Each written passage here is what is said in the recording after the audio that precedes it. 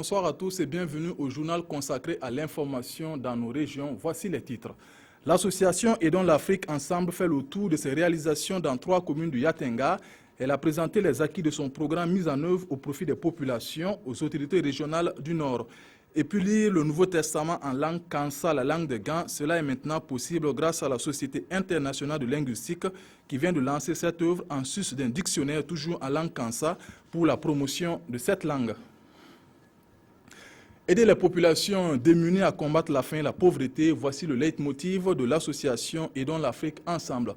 Elle a organisé une tournée dans 3 communes rurales de la province du Yatenga, Rambo, Kosuka et Séguénéga, pour présenter ses différentes réalisations aux autorités régionales. Une visite sur fond de conseil et d'encouragement à l'endroit des populations. Irénée Kaboré, Herman Nestor Toui. Ces jardins de 2 hectares entièrement exploités par des femmes, ce sont autant de réalisations qui ont été visitées dans les communes rurales de Rambo, Kosuka et Séguénéga par les autorités de la région du Nord. À travers ces réalisations dans le domaine de l'agriculture et l'élevage, l'association Aidons l'Afrique Ensemble veut combattre la faim et la pauvreté dans ces localités. Pour aider les paysans à sortir dans la misère et dans la pauvreté, il faut l'aider à bien manger, à bien s'habiller, à bien soigner, à bien être lui-même. Il faut lui donner les bons bagages, un savoir et savoir-faire. Pour préparer, mais maintenant, on n'a plus besoin que nos maris nous donnent de l'argent. Donc, ça nous rend important. Ils n'ont qu'à continuer de nous aider parce qu'il y a problème d'eau, il n'y a pas d'eau. Et puis, il n'y a pas de fumier aussi. Des efforts restent à faire et les autorités ont exhorcé l'association à travailler davantage pour le développement de la région. Nous nous sommes rendus compte que nous pouvons lutter efficacement contre la faim en développant de nouvelles techniques culturelles, notamment l'utilisation de la culture atelier, l'utilisation de la fumure organique et aussi l'engagement ferme des populations. Créée en 2004, l'association Aidons l'Afrique Ensemble est soutenue dans ses actions par l'ONG Oxfam. Elle se donne pour défi venir à bout de la faim et la pauvreté au Burkina Faso. Pendant ce temps, dans le Bazega, l'heure est au lancement de la construction d'infrastructures éducatives et sociales dans les villages de Kyogu et de Kamsaonguin. Il s'agit d'écoles et de mosquées à l'initiative du Naba Salem de Bilbalgo. Amado Ilbudo Nyarkiteda. La prière annonce une bonne nouvelle pour le village de Kyogu, dans la commune de Gogo, à une quarantaine de kilomètres après Manga. Une école de 6 classes, une mosquée, un forage et un puits maraîcher, le donateur que voici s'engage à les réaliser et à les remettre en cette année 2016. Les habitants de Kyogu ont exprimé leurs difficultés. Il n'y a pas d'eau potable ni d'école. Suite à leur demande, j'ai contacté mes amis. Nous espérons que ces dons seront utiles et nous souhaitons qu'il y ait toujours la cohésion et la paix. Ces infrastructures sont beaucoup attendues par le village au dire des chefs de la localité et du représentant de la communauté musulmane.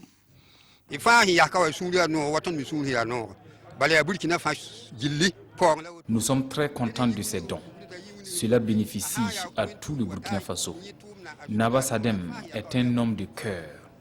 Nous prions pour que Dieu lui donne la force et la longévité pour qu'il continue ses œuvres. Présent à la cérémonie, le ministre en charge des questions de la jeunesse a traduit la gratitude du gouvernement au donateur.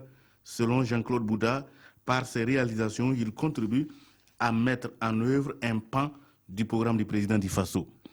C'est un donateur généreux, on est tenté de le dire, car dans la même veine, il a procédé à la pose de la première pierre d'une mosquée à Kamsaouguin, dans la commune de Kombisiri. Le coût de toutes ces réalisations est estimé à environ 50 millions de francs CFA.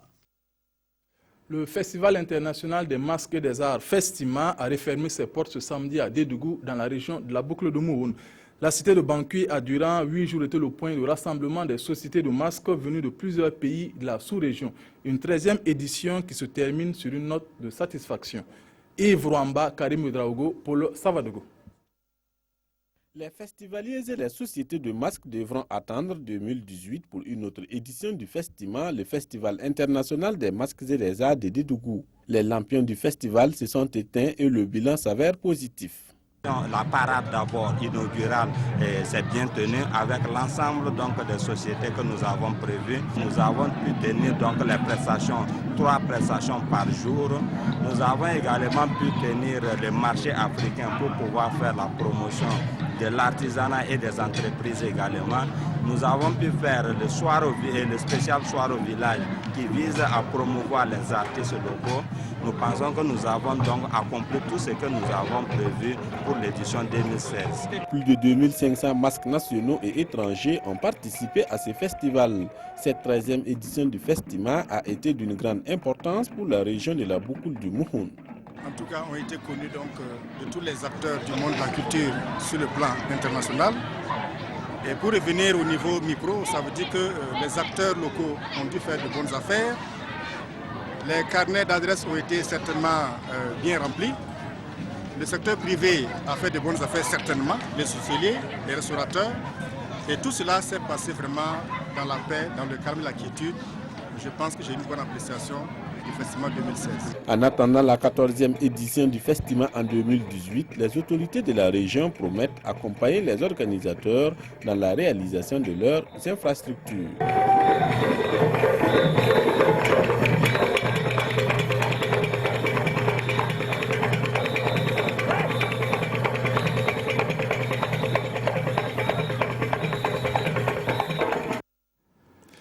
Les Gans sont l'un des nombreux peuples de la région du sud-ouest. Ils parlent une langue, le Kansa.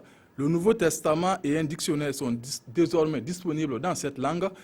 Ces 2 œuvres sont le fruit du programme de promotion de la langue Kansa initié par la Société internationale de linguistique. C'est à Obiré, dans la commune de l'Europénie, que ces nouveaux outils de savoir ont été présentés. Bernard Kombelem, Draman Kabori. Plus de soucis ni de difficultés en matière de lecture du Nouveau Testament pour les communautés Kansa. Pendant plus d'une vingtaine d'années, une équipe de la Société internationale de linguistique a travaillé en collaboration avec 3 fils d'Obiré et ensemble, ils sont parvenus à la traduction du Nouveau Testament et d'un dictionnaire en langue Kansa. Ce Nouveau Testament de 1000 exemplaires et le dictionnaire Kansa composé de plus de 15 000 phrases contribueront sans doute à préserver l'expression naturelle de la langue Kansa qui est en voie de disparition.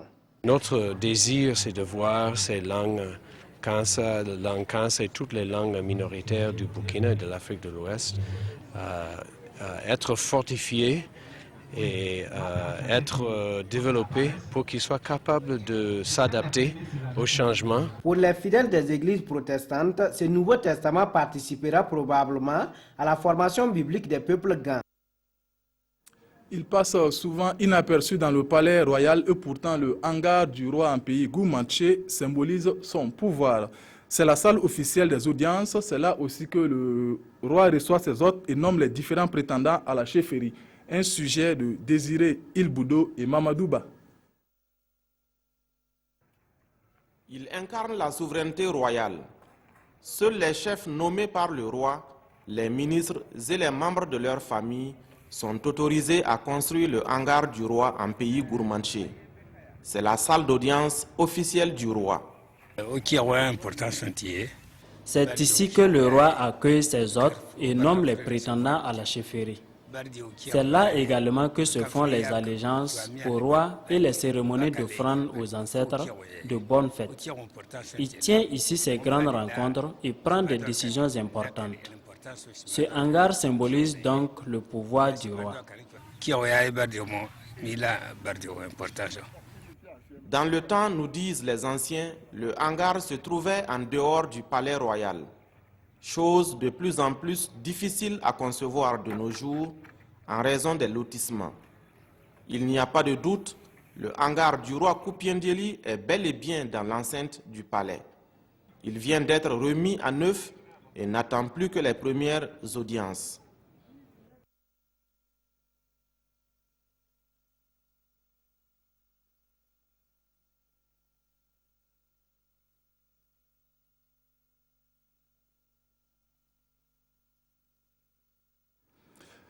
L'association Enfants Culture et Développement, en partenariat avec la Maison de la Culture, a organisé dans la salle Sotigui Kouyaté un spectacle de contes et de musique. La voix de l'enfant est le nom de cette émission diffusée chaque jeudi sur les écrans de la RTB2 au bassin. Lamine Karantao, Siriki Milogo, Romenki. Brenda, conteur de son état, tient en haleine les tout-petits à travers des contes savamment concoctés dont lui seul a le secret. Nous sommes ici au spectacle de contes et de musique.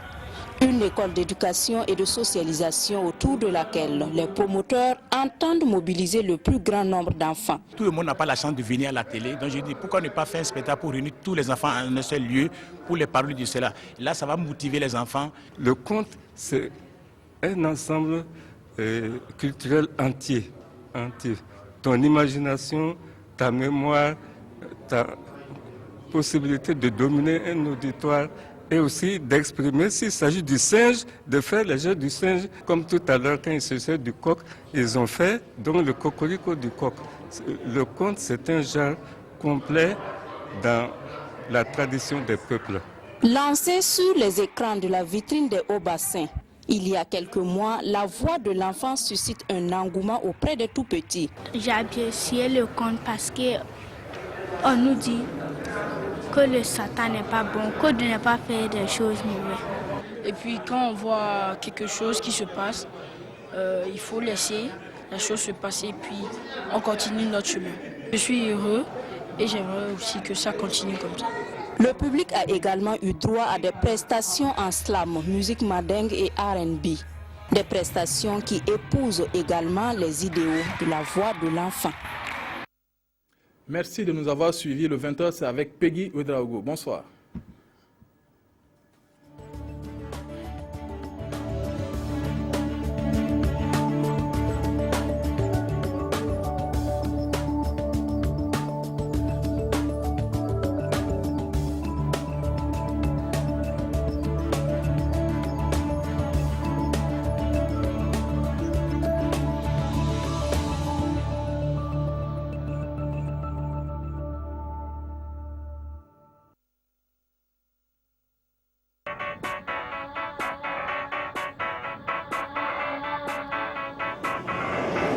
Une terre moderne et accueillante pour vos affaires.